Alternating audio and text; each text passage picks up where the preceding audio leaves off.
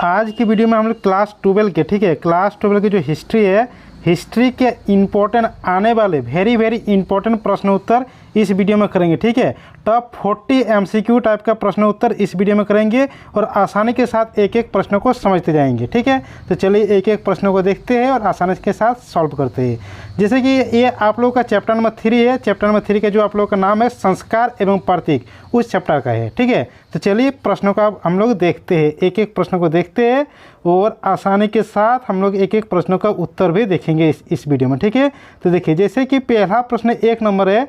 1 number प्रश्न क्या है? 1 नंबर प्रश्न है कि महाभारत के आदि पर्व के किस अध्याय में भीष्म द्वारा 8 प्रकार के विवाहों का वर्णन किया गया है। ठीक है, देखिए महाभारत के जो आदि पर्व है उसमें भीष्म के द्वारा 8 प्रकार के विवाहों का वर्णन किया गया है। ठीक है, 8 प्रकार के विवाहों का वर्णन किया गया है। तो किस में कहा गया है? तो कहा गया है किस में? जैसे कि 4 ऑप्शन है। ऑप्शन ए प्रथम में, ऑप्शन बी है 92 में, ऑप्शन सी है 102 में, ऑप्शन डी है 100 में। तो 8 प्रकार के विवाह का वर्णन किसके किया गया है? 102वें वर्णन में। ठीक है, 102वें में, 102वें यानी ऑप्शन नंबर सी यहाँ पर सही उत्तर हो जाएगा। अब अगला प्रश्न यहाँ पर 2 नंबर है। 2 नंबर प्रश्न क्या है? 2 नंबर प्रश्न है कि अंबालिका किसकी पत्नियाँ थी? देखिए यहाँ पर जो अम्बा है, अंबालिका है, ये किसकी पत्नियाँ थी? तो अम्बा और अंबालिका किसकी पत्नी थी? विचित्र वीर्य की। ठीक है, किसकी पत्नी थी? विचित्र वीर्य की पत्नी थी। कौन कौन? अम्बा और अंबालिका, यानी ऑप्शन नंबर बी यहाँ पर सही उत्तर हो जाएगा। अगला प्रश्न यहाँ पर 3 नंबर है। 3 नंबर प्रश्न क्या है? 3 नंबर प्रश्न है कि महर्षि व्यास द्वारा उत्पन्न संतान थी। देखिए महर्षि व्यास द्वारा जो उत्पन्न संतान थी कौन कौन थे? तो पांडु भी थे, धृतराष्ट्र भी थे और विदुर भी थे, यानी सभी हो जाएगा, ये सभी हो जाएगा, यानी ऑप्शन नंबर डी यहाँ पर सही उत्तर हो जाएगा। अगला प्रश्न यहाँ पर 4 नंबर है। 4 नंबर प्रश्न क्या है? 4 नंबर प्रश्न है कि घटोत्कच किसका पुत्र था? तो घटोत्कच किसका पुत्र था? घटोत्कच भीम का पुत्र था। ठीक है, घटोत्कच किसका पुत्र था? भीम का पुत्र, भीम का पुत्र, यानी ऑप्शन नंबर डी यहाँ पर सही उत्तर हो जाएगा। अगला प्रश्न यहाँ पर 5 नंबर है। 5 नंबर प्रश्न क्या है? 5 नंबर प्रश्न ये है कि भीम ने हिडम्बा के साथ कौन सा विवाह संपन्न किया था? भीम ने जो हिडम्बा के साथ विवाह किया था, कौन से विवाह संपन्न किया था? तो गंधर्व विवाह संपन्न किया था। ठीक है, भीम ने हिडम्बा के साथ गंधर्व विवाह यहाँ पर संपन्न किया था, गंधर्व विवाह, यानी ऑप्शन नंबर बी यहाँ पर सही उत्तर हो जाएगा। अगला प्रश्न यहाँ पर 6 नंबर है। 6 नंबर प्रश्न क्या है? 6 नंबर प्रश्न है कि द्रौपदी किसकी पत्नी थी? तो द्रौपदी अर्जुन, नकुल, सहदेव, यानी 5 पांडवों की पत्नी थी द्रौपदी, यानी इनमें से सभी हो जाएगी, यानी ऑप्शन नंबर डी यहाँ पर सही उत्तर हो जाएगा। अगला प्रश्न यहाँ पर 7 नंबर है। 7 नंबर प्रश्न क्या है देख लेते हैं। 7 नंबर प्रश्न है। 7 नंबर प्रश्न है कि कर्मणे वाधि कारस्ते माँ फलसु कदाचन श्रीमद् भागवत गीता के किस अध्याय में वर्णित थे? तो ये कौन से अध्याय में वर्णित थे? तो ये 2nd अध्याय में वर्णित है। ठीक है, जो कर्मणे बाधि कारस्ते माँ फलसु कदाचन श्रीमद् भागवत गीता के 2nd अध्याय में वर्णित है। 2nd अध्याय यानी द्वितीय अध्याय, द्वितीय अध्याय यानी ऑप्शन नंबर बी यहाँ पर सही उत्तर हो जाएगा। अगला प्रश्न यहाँ पर 8 नंबर है। 8 नंबर प्रश्न क्या है?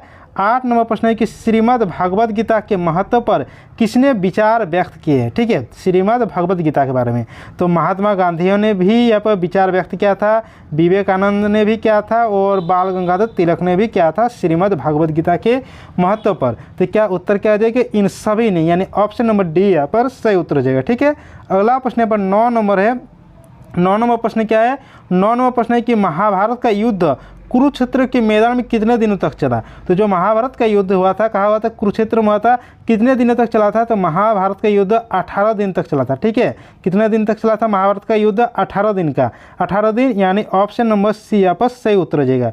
अगला प्रश्न यहाँ पर 10 नंबर है। 10 नंबर प्रश्न क्या है? 10 नंबर प्रश्न है कि गंगापुत्र किसे कहा जाता था? तो गंगापुत्र भीष्म को कहा जाता था। ठीक है, गंगापुत्र भीष्म को कहा जाता था, भीष्म, यानी ऑप्शन नंबर सी यहाँ पर सही उत्तर हो जाएगा। अगला प्रश्न पर 11 नंबर प्रश्न है। 11 नंबर प्रश्न क्या है? 11 नंबर प्रश्न यह है कि प्रश्न है कि ब्राह्मण वंशीय सातवाहन नरेश वशिष्ठ पुत्र जो सातकर्णी ने विवाह संबंध किस वंश के साथ जोड़े? ठीक है, जो सातवाहन नरेश है वो जो वरिष्ठ पुत्र सातकर्णी के विवाह किस वंश के साथ जोड़ा था? तो शक वंश के साथ जोड़ा था। ठीक है, शक वंश के साथ, शक वंश, यानी ऑप्शन नंबर ए यहाँ पर सही उत्तर हो जाएगा। अगला प्रश्न यहाँ पर 12 नंबर प्रश्न है। 12 नंबर प्रश्न क्या है कि महाभारत के किस पर्व में वर्ण व्यवस्था का उल्लेख मिलता है? तो महाभारत के शांति पर्व में, ठीक है, शांति पर्व में यहाँ पर महाभारत के का उल्लेख मिलता है। शांति पर्व कौन सा ऑप्शन में है? ऑप्शन नंबर सी यहाँ पर सही उत्तर हो जाएगा। अगला प्रश्न यहाँ पर 13 नंबर है।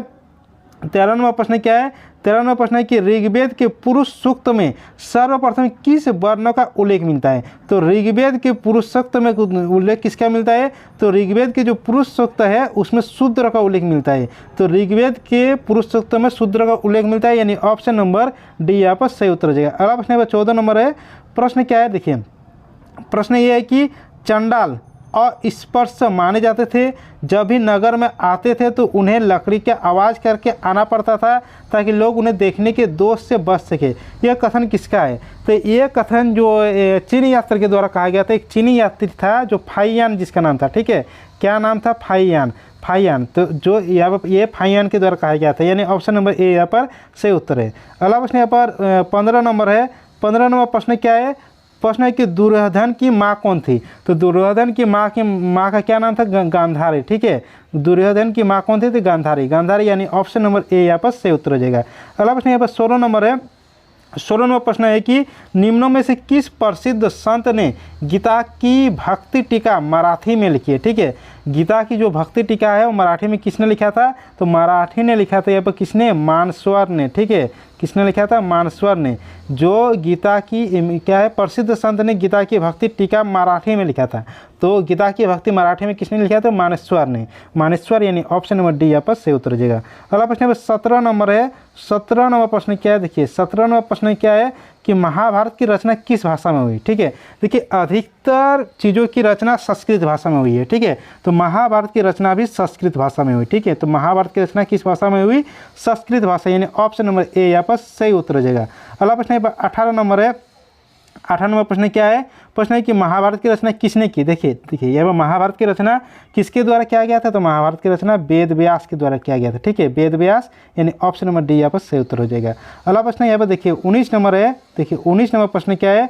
19 नंबर प्रश्न है कि मनुस्मृति में कितने प्रकार के विवाह का उल्लेख किया गया है? ये प्रश्न हम लोग पहले वाला प्रश्न में अभी देखे कि 8 प्रकार के विवाह का वर्णन किया गया है, ठीक है, 8 प्रकार के। ये देखिए जैक 2018 में भी पूछा गया था, जैक 2020 में भी पूछा गया था, यानी ये इंपॉर्टेंट प्रश्न हो जाएगा। तो मनुस्मृति में कितने प्रकार के विवाह का उल्लेख किया था? तो 8 प्रकार के विवाह का उल्लेख किया था, 8 प्रकार, यानी ऑप्शन नंबर सी यहाँ पर सही उत्तर हो जाएगा। अगला प्रश्न है 20 नंबर है। 20 नंबर प्रश्न है कि महाभारत में कितने प्रकार के विवाह का उल्लेख है? देखिए महाभारत जो है और मनुस्मृति दोनों ने 8 प्रकार के विवाह का उल्लेख किया गया था, ठीक है। देखिए ये प्रश्न भी जैक 2018 में पूछा गया था, 2020 में भी पूछा गया था। तो महाभारत में कितने प्रकार के विवाह का उल्लेख किया गया था? तो 8 प्रकार के विवाह का उल्लेख, ठीक है, 8 प्रकार, यानी ऑप्शन नंबर सी यहाँ पर सही उत्तर हो जाएगा। अगला प्रश्न यहाँ पर 21 नंबर प्रश्न आप लोग का है। 21 नंबर प्रश्न है, देखिए ये वाला प्रश्न भी हम लोग पहले देखे कि महाभारत का युद्ध कितने दिनों तक चला। तो कितने दिनों तक चला ये वाला तो हम लोग पहले वाला में ही देख लिए। तो ये वाला आप लोग कमेंट बॉक्स में कमेंट करके बता दीजिए, ठीक है, महाभारत का जो युद्ध कितने दिनों तक चला था। इसे बता देता 18 दिन तक चला था। अगला प्रश्न 22 नंबर है। 22 नंबर प्रश्न देखिए, एक सेकंड यहाँ पर 22 नंबर प्रश्न क्या है? 22 नंबर प्रश्न है कि कुरुक्षेत्र का युद्ध किसने जीता? तो जो कुरुक्षेत्र का युद्ध चला था तो किसने जीता था? पांडव ने जीता था। कुरुक्षेत्र का युद्ध किसने जीता था? पांडव ने, ठीक है, पांडव ने जीता था, पांडव ने जीता था, यानी ऑप्शन नंबर ए यहाँ पर सही उत्तर हो जाएगा। अगला प्रश्न यहाँ पर 23 नंबर है।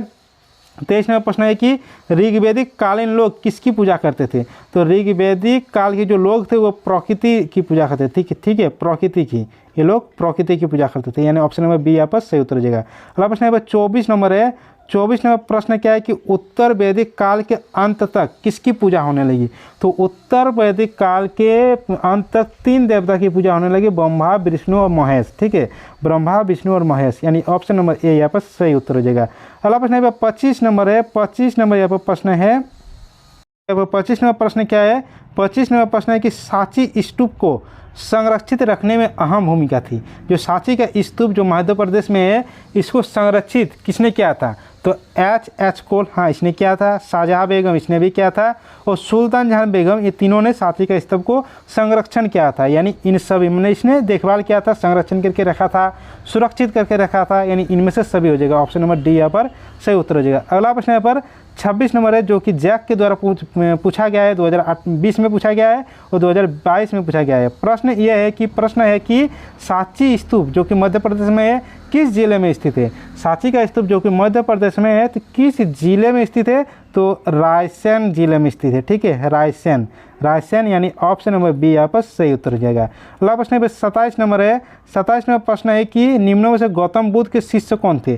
तो गौतम बुद्ध के शिष्य आनंद एवं उपालु भी थे, और कश्यप भी थे, सारिपुत्र एवं क्या नाम यहाँ पर ग्रोदल लायन भी थे, ये सभी थे, यानी ऑप्शन नंबर डी यहाँ पर सही उत्तर हो जाएगा। अगला प्रश्न यहाँ पर 28 नंबर है। 28 नंबर प्रश्न है कि कुंडलग्राम जो कि कश्मीर में है में चतुर्थ बौद्ध संगति किस शासक के काल में हुई थी? तो चतुर्थ बौद्ध संगति यहाँ पर कनिष्क के शासनकाल में हुआ था। ठीक है, कनिष्क के शासनकाल में, यानी ऑप्शन नंबर बी यहाँ पर सही उत्तर हो जाएगा। अगला प्रश्न यहाँ पर 29 नंबर है। 29 नंबर प्रश्न क्या है? 29 नंबर प्रश्न यहाँ पर 29 नंबर प्रश्न क्या है? 29 नंबर प्रश्न है कि सौलेखन जो जिसको काया कलश भी कहा जाता है द्वारा मृत्यु का विधान किस धर्म में है?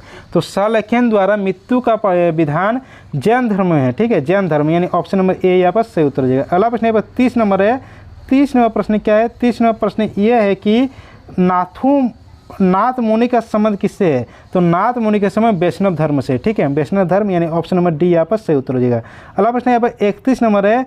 31 नंबर प्रश्न है क्या है कि कालिदास, भवभूति, सुबंधु एवं बाण भट्ट आदि किस धर्म के अनुयायी थे?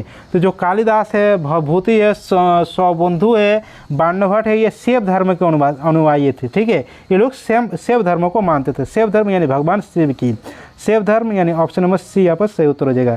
अगला प्रश्न यहाँ पर 32 नंबर है। 32 नंबर प्रश्न क्या है? 32 नंबर प्रश्न है कि अपार, सुंदर मूर्ति एवं नंदन का संबंध किस धर्म से? तो अपार, सुंदर मूर्ति एवं नंदन का ये भी शैव मत लोग थे, ये लोग भी, यानी ऑप्शन नंबर सी यहाँ पर सही उत्तर हो जाएगा। अगला प्रश्न यहाँ पर है, एक सेकंड, यहाँ पर अगला प्रश्न हो जाएगा। यहाँ पर देखिए, अब अगला प्रश्न देख लेते हैं। अगला प्रश्न यहाँ पर 33 नंबर होगा ना, 33 नंबर देख लेते हैं। 33 नंबर प्रश्न ये है कि भवभूति को मालती माधव में किस संप्रदाय का उल्लेख है? तो भवभूति में जो मालती माधव है किस संप्रदाय में उल्लेख है? तो कपालिक में, कपालिक, यानी ऑप्शन नंबर सी यहाँ पर सही उत्तर हो जाएगा। अगला प्रश्न यहाँ पर 34 नंबर है। 34 नंबर प्रश्न क्या है? 34 नंबर प्रश्न है कि बाण भट्ट ने कादम्बरी ग्रंथ में किस संप्रदाय का उल्लेख किया है? तो जो कादम्बरी लिखा गया किसके द्वारा? बाण भट्ट के द्वारा लिखा गया है। तो किस संप्रदाय का उल्लेख किया था? तो पाशुपति जो कि है पाशुपत, उसका उल्लेख किया गया था, पाशुपत, यानी ऑप्शन नंबर डी यहाँ पर सही उत्तर है। अगला प्रश्न यहाँ पर 35 नंबर है। 35 नंबर प्रश्न है कि महात्मा बुद्ध को ज्ञान की प्राप्ति कहाँ हुई? तो महात्मा बुद्ध को ज्ञान की प्राप्ति होती है बोधगया में। ठीक है, कहा हुआ था बोधगया में, बोधगया, यानी ऑप्शन नंबर बी यहाँ पर सही उत्तर हो जाएगा। अगला प्रश्न नंबर 36 नंबर है। 36 नंबर है। 36 नंबर प्रश्न है कि सफ़ेद अंबर एवं दिग अंबर का संबंध किस धर्म से? देखिए, जो जैन धर्म है, जैन धर्म आगे जाकर दो संप्रदाय में बढ़ गया, एक सफ़ेद अंबर एवं दिगम अंबर। सफ़ेद अंबर जो लोग थे वे सफ़ेद वस्त्र पहनते थे, और दिगंबर जो लोग थे वे नंगे रहते थे। ठीक है, तो ये जैन धर्म से संबंधित है, जैन धर्म, यानी ऑप्शन नंबर डी यहाँ पर सही उत्तर है। अगला प्रश्न 37 नंबर है। 37 नंबर प्रश्न है। 37 नंबर प्रश्न है कि वीरशैव जो कि लिंगायत के नाम से भी जाना जाता है, आंदोलन का जनक कौन है? तो वीरशैव के आंदोलन के जनक कौन थे? बासबन्ना थे। ठीक है, कौन थे? बासबन्ना, यानी ऑप्शन नंबर सी यहाँ पर सही उत्तर हो जाएगा। अगला प्रश्न 38 नंबर है। 38 नंबर प्रश्न क्या है? देखिए, 38 नंबर प्रश्न है कि बौद्ध परंपरा में अशोक ने कितने स्तूप बनवाए? जैसे कि अशोक ने स्तूप बनवाए थे, तो बौद्ध परंपरा के अनुसार अशोक ने 84,000 स्तंभ बनाए थे। ठीक है, कितना बनाया था? 84,000, यानी ऑप्शन नंबर डी यहाँ पर सही उत्तर है। अगला प्रश्न 39 नंबर है। 39 नंबर प्रश्न क्या है? 39 नंबर प्रश्न है कि हीनयान पुस्तकें किस भाषा में है? ठीक है, देखिए, हीनयान भाषा जो कि बौद्ध धर्म से संबंधित है, और बौद्ध धर्म जो कि पाली भाषा से संबंधित है, तो ये किस भाषा में है हीनयान पुस्तकें? तो पाली भाषा में, तो यानी ऑप्शन नंबर बी यहाँ पर सही उत्तर हो जाएगा। ठीक है, यहाँ पर ऑप्शन नंबर बी सही उत्तर हो जाएगा। यहाँ पर एक सेकेंड, अगला प्रश्न यहाँ पर देख लेते हैं, जो कि अंतिम प्रश्न है। अंतिम प्रश्न 40 नंबर है। 40 नंबर प्रश्न क्या है कि धर्म ग्रंथ जो कि सुत्त पतक है किस धर्म के संबंधित है? तो ये देखिए, जो बौद्ध धर्म है, तो बौद्ध धर्म जो है ये 3 प्रकार के पिटक का वर्णन किया गया था, शुद्ध पिटक, विनय पिटक और धम्म पिटक। ठीक है, तो जो शुद्ध पिटक है ये बौद्ध धर्म से संबंधित है। ठीक है, बौद्ध धर्म यानी ऑप्शन नंबर बी यहाँ पर सही उत्तर है। तो ये रहा आप लोग का टॉप 40 MCQ टाइप के प्रश्न उत्तर जो कि आप लोग के चैप्टर नंबर 3 से है। ठीक है, तो चलिए सभी दोस्तों के साथ इस वीडियो को शेयर कर दीजिए, वीडियो को लाइक कर दीजिए और इस चैनल को नए हैं तो चैनल को सब्सक्राइब कर दीजिए। चलिए मिलते हैं अगले वीडियो के साथ।